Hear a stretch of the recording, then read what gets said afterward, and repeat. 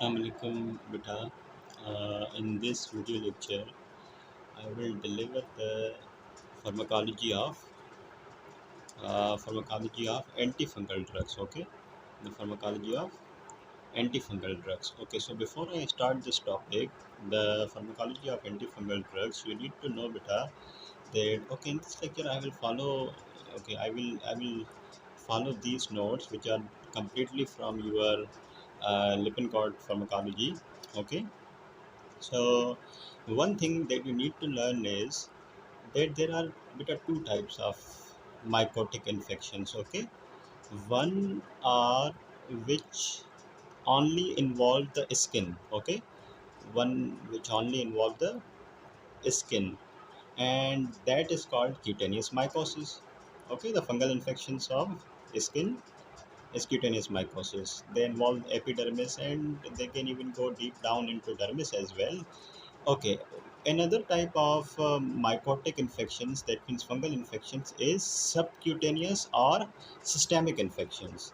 So these type of infections are those which involve the subcutaneous tissue, or they can involve the system like CNS, urinary system, or even other. Okay, so cutaneous mycosis involve fungal infection restricted to your epidermis, and this second category of mycotic or fungal infections include subcutaneous or systemic infections. Okay, that is infection of the subcutaneous tissue or different systems. Okay, right.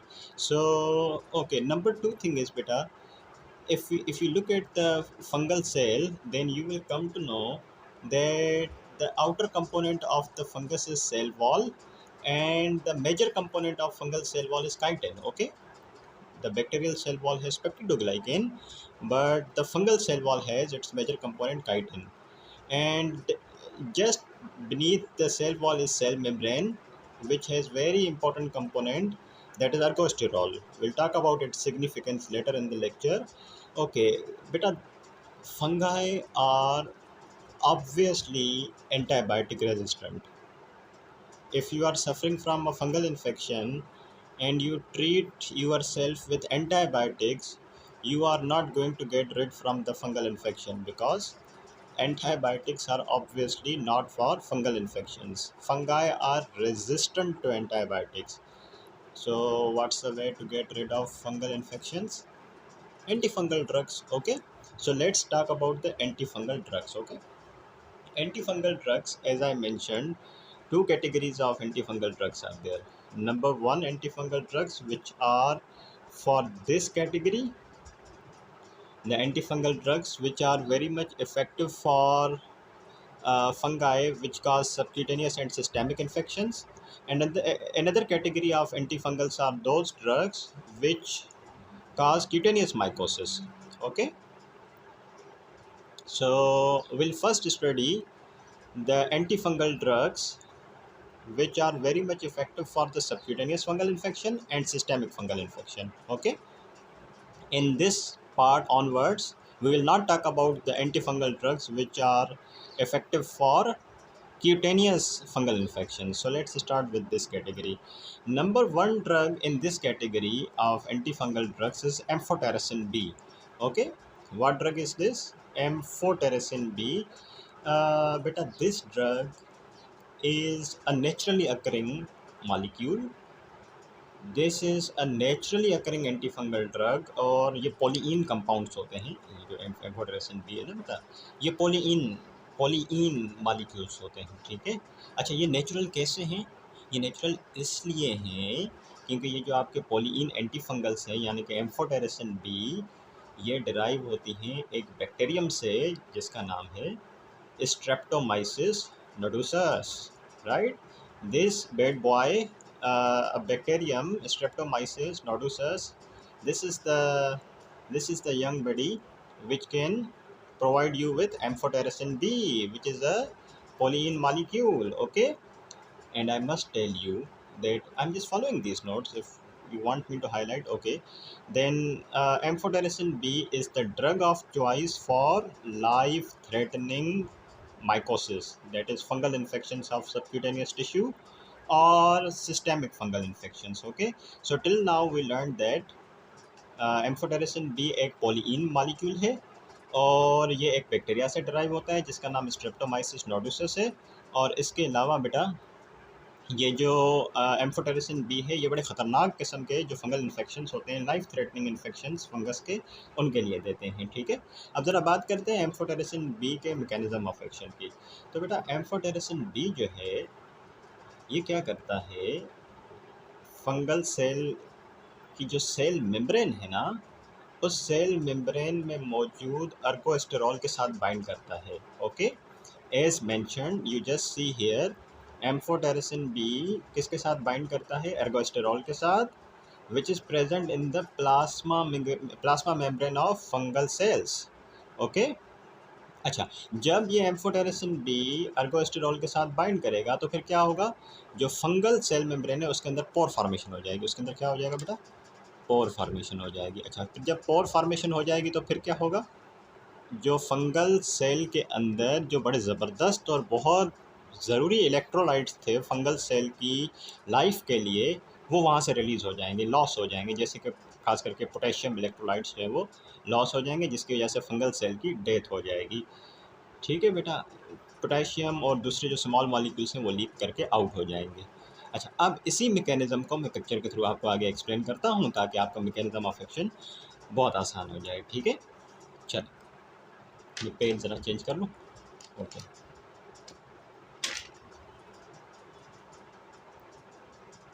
okay, so yeah, let me now explain the same thing, the mechanism of action of amphotericin B in this picture. You can see beta, this is the cell membrane with this black is cell membrane of fungus. Okay, this is the cell membrane. Let me tell you, this complete is the cell membrane of fungus. Okay, and can you see these nice little blue bodies? Okay, if I have blue color, yeah, you can see these blue bodies are attached. This nice little, I hope you can see the video is focused, I hope. This nice little bodies. Okay, 1 2 3 4, these are ergosterol molecules. As I mentioned earlier, fungal cell wall में ergosterol molecule होते हैं. And what the heck is this black thing? This is your amphotericin B. Okay, ये amphotericin B जो drug है, जो कि एक polyene molecule होती है, देखिए इसकी दो साइड्स हैं बेटा। एक लाइपोफिलिक साइड है जो कि एर्गोस्टेरॉल के साथ बाइंड कर रही है, और एक है इसकी हाइड्रोफिलिक साइड जो कि outside, away from this ergosterol molecule. So this lipophilic side of this drug, amphotericin B, binds with this ergosterol, and this hydrophilic side is towards this pore. And when this drug binds with ergosterol on both the sides, a pore is created in the cell membrane of the fungus, and you can see through this pore some very important electrolytes are being lost. Some very important electrolytes are being lost from the fungal cell, and you know, if these electrolytes are lost, fungal death will occur, and this is the fungicidal mechanism. Okay, in some cases fungal death does not occur, but most of the activity of fungal cell is reduced, so we call it is fungistatic effect. अगर fungus की death हो जाती है तो बेटा that is fungicidal effect ना, और अगर डेथ नहीं होती और उसका उसका जो एक्टिविटी है वो बहुत हद तक रिड्यूस हो जाती है तो उसको फंगीसाइडल नहीं कहेंगे, फिर उसको हम फंगीस्टैटिक कहेंगे. So look, if these electrolytes are lost and fungal cell is died, then we call it fungicidal effect. Okay, and if these electrolytes are lost and the fungal cell is not dead, but most of the activity of the fungal cell is reduced, then we call it fungistatic effect. Now it depends कि आपने amphotericin B की कितनी concentration of drug दी है और कौन से type of fungus है, तो फिर उस हिसाब से फंगीस्टैटिक और फंगीसाइडल इफेक्ट प्रोड्यूस होगा. ठीक है बेटा. अच्छा, let's see the anti fungal spectrum of this drug amphotericin B, कि कौन से फंगस के स्पीशीज़ के खिलाफ ये ड्रग बहुत अच्छी होती है. सो बेटा here you go with this list, you should have on your fingertips. Candida albicans के लिए बहुत अच्छी ड्रग है. हिस्टोप्लाज्मा कैप्सुलेटम, क्रिप्टोकोकस नियोफार्मन्स, ये मेनिंजाइटिस कराता है by the way. Coccidioides immitis, blastomyces dermatitidis, and some strains of aspergillus fungus, some strains of aspergillus fungus, okay, some strains of aspergillus fungus. So this is the antifungal spectrum of amphotericin B drug. Okay, right. Acha.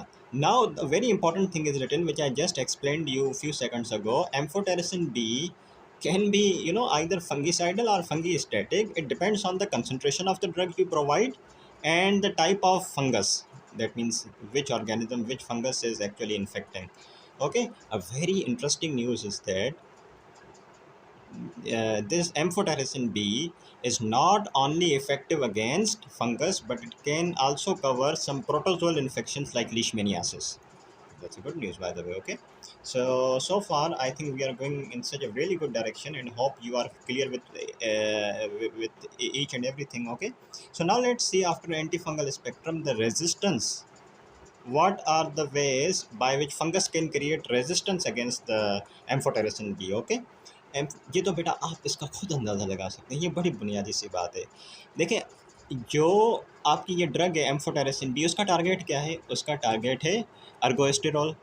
और अगर fungus क्या करे कि ये अर्गोस्टेरॉल ही बनाना कम कर दे, तो उससे क्या होगा?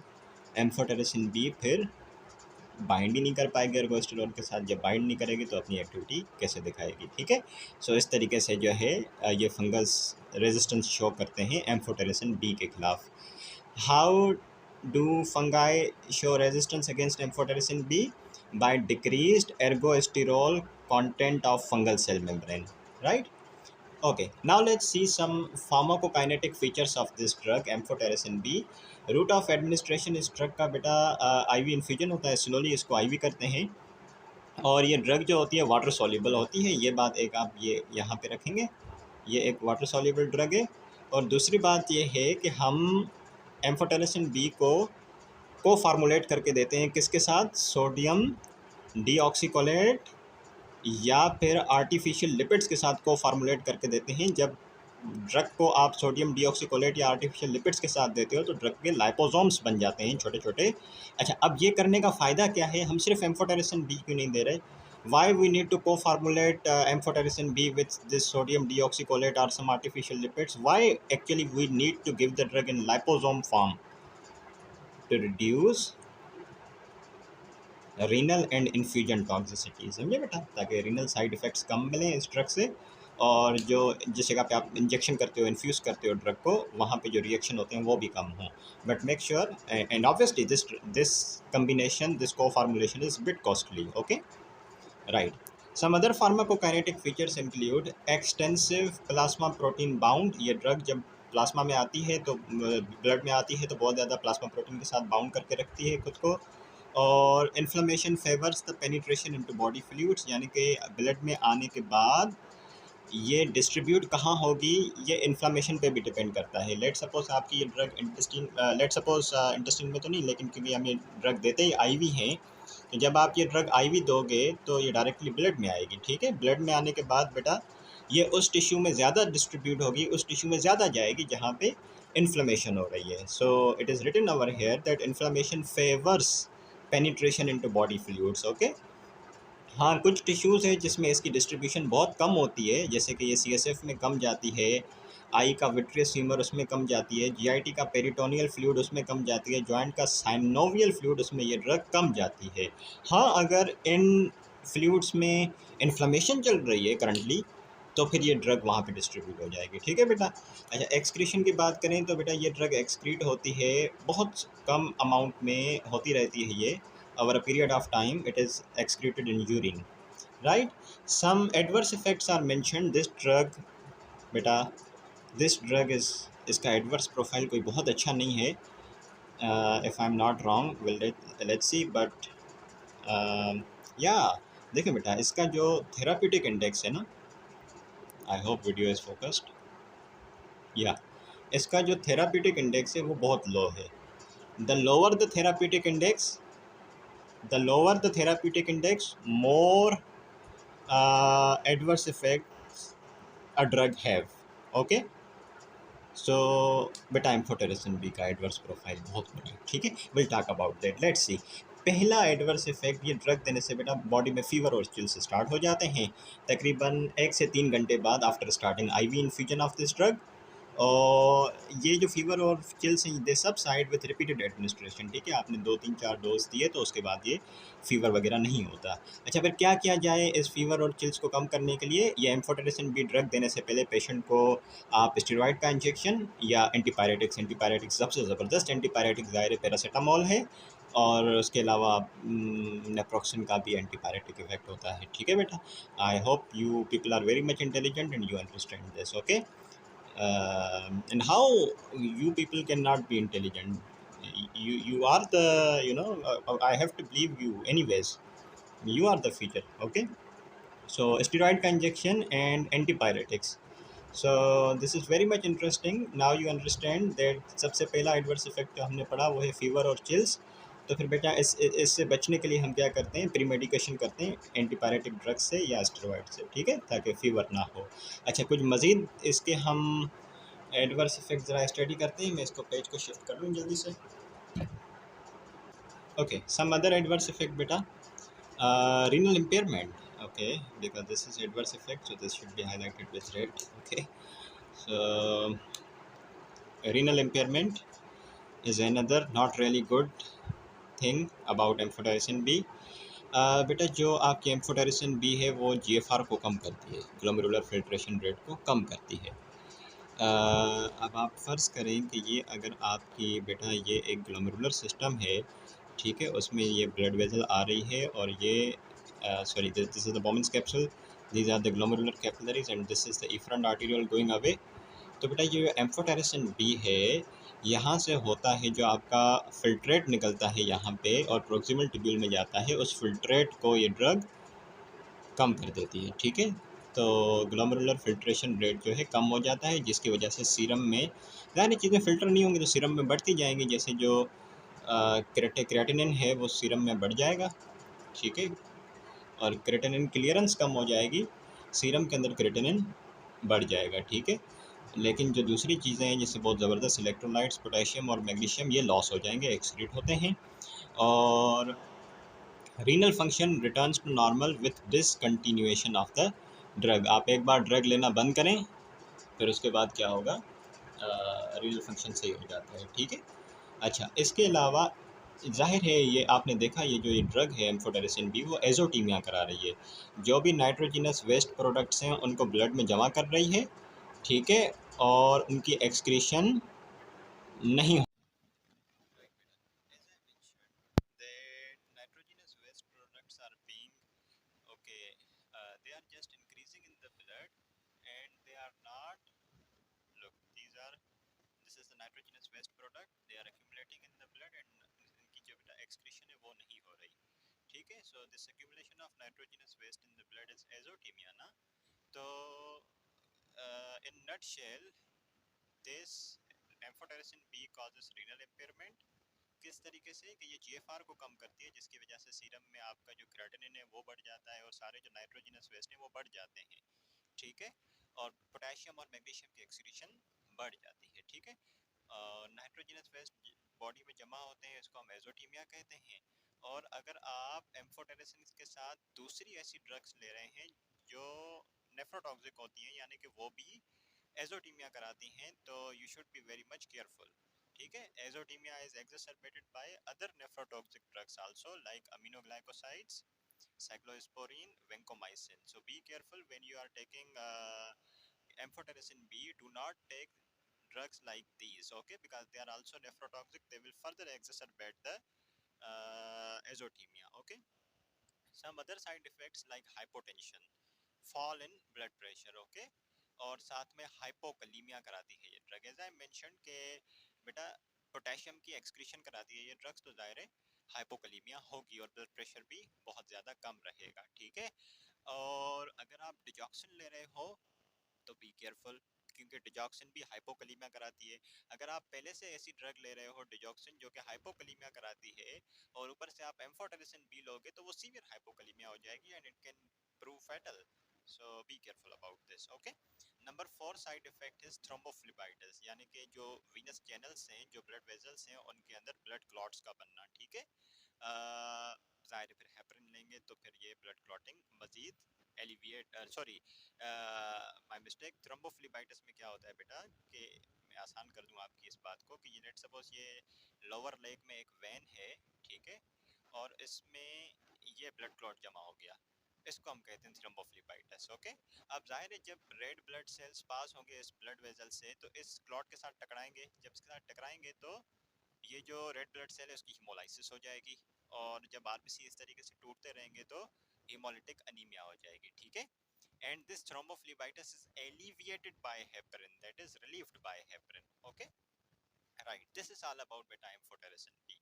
Now it is time for another category of antifungals, that are anti-metabolite antifungals. The one we just discussed was it was amphotericin B, which was forming pores in the cell membrane, and ultimately there was loss of electrolytes from the cell membrane. But these anti-metabolite antifungal drugs, what they will do, as name indicates, they will reduce the metabolism of fungal cell. Okay, right.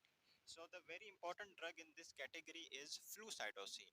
Flucytosine, this is a really nice little drug. You have to okay, flucytosine, um, right.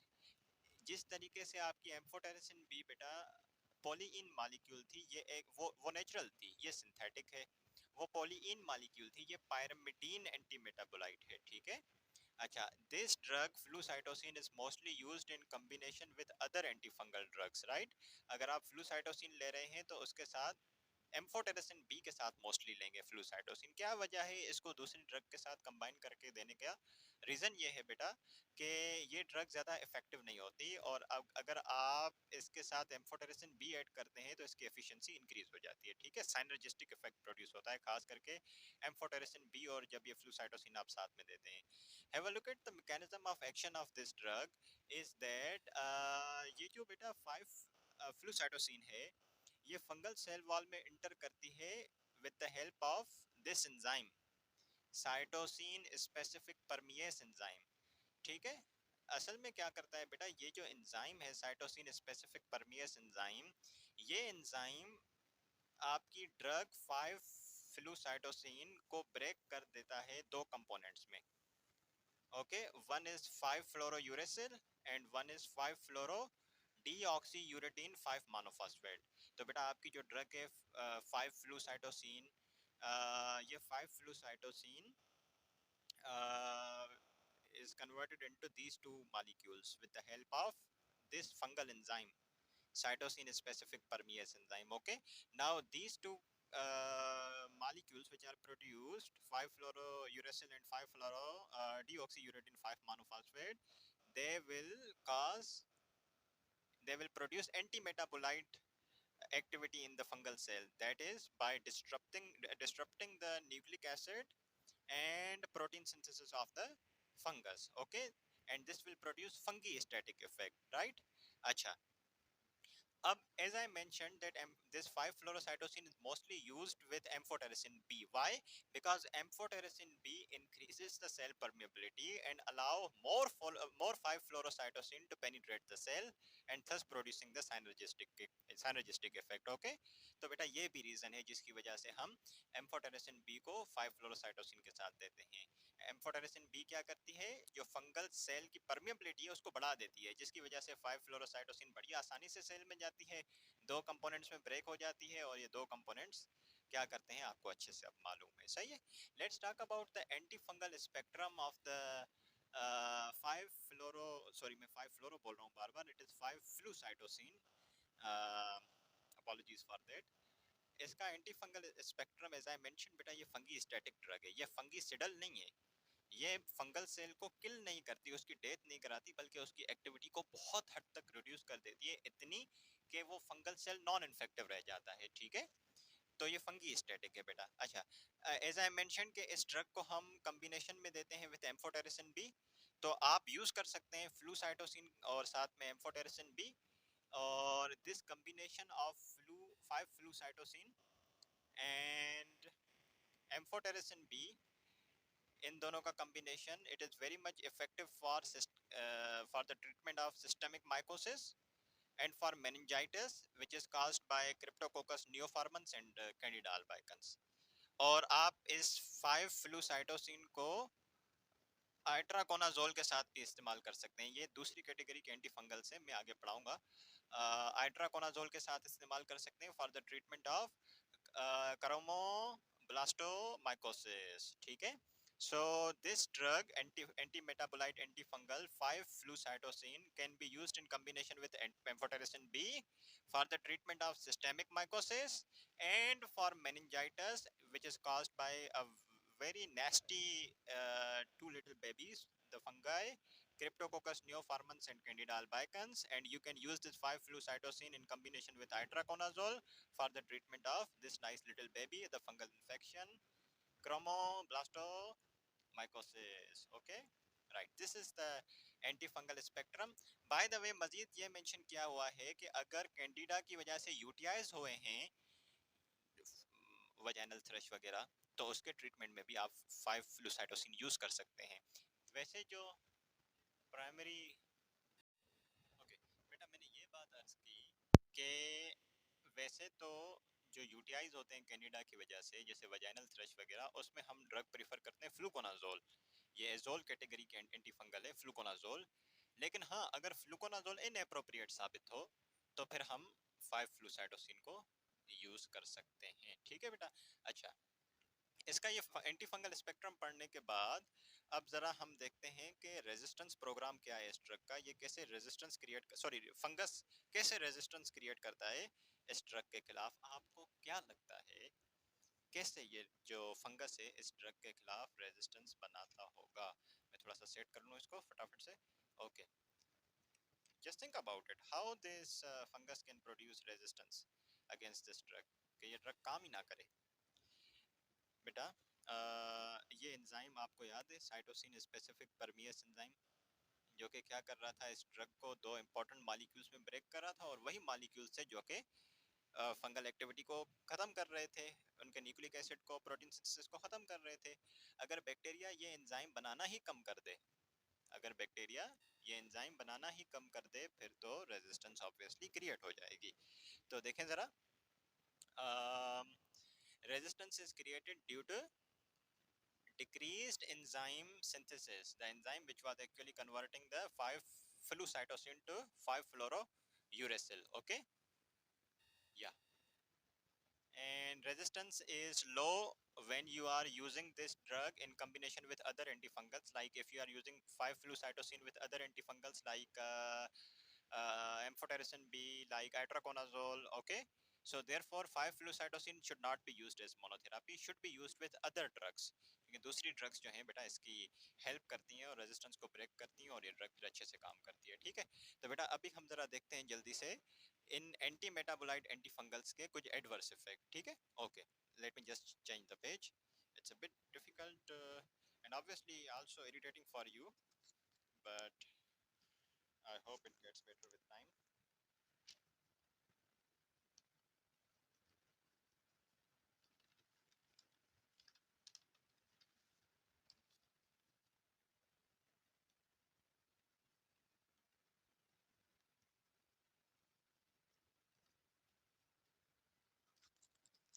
Okay, so few words from the pharmacokinetics of this drug and some adverse effects. Okay, अच्छा बेटा, ये drug जो है CSF में ज़्यादा distribute होती है, ठीक है, ज़्यादा जाती है, इसकी एक्सक्रीशन किडनी से होती है, और पीछे आप जो एम्फोटेरेसिन भी दे रहे थे वो IV दे रहे थे, ये ड्रग बेटा आप ओरल देते हो, ठीक है।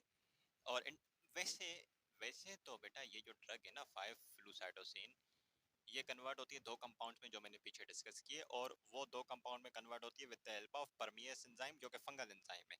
लेकिन कुछ हिस्सा आपकी इस ड्रग का इंटेस्टाइन में भी कन्वर्ट हो जाता है 5-फ्लोरोयूरेसिल में with the help of intestinal bacteria, ठीक है। जाहिर है आप ये ड्रग ओरली लेंगे बेटा, so this will first go into your intestine ना, and in your intestine a little amount of this drug will be converted into 5-fluorouracil with the help of intestinal bacteria, and the rest of the drug will go into your blood and will target the fungus. And when this drug is reached at the level of fungus, what will happen?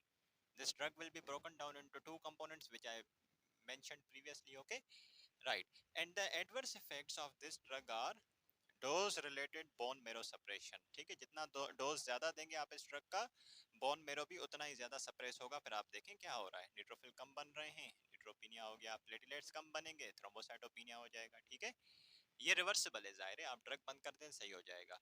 उसके अलावा reversible hepatic necrosis, hepatic dysfunction, जिसकी वजह से liver enzyme serum के अंदर बढ़ जाते हैं, सीरम ट्रांसअमाइनेसिस वगैरह. सही है. नोजिया, वॉमिटिंग, डायरिया कॉमन है इस ड्रग के यूज के साथ, और सीवियर एंटेरोकोलाइटिस हो सकती है. Make sure if you are taking it for long period of time, it can cause, you should have in your mind that this is the drug that can cause severe enterocolitis. Okay, inflammation of your intestine. Okay, so beta, this is all about the anti-metabolite antifungal. We'll now talk about other categories of antifungals like azole antifungals. Okay,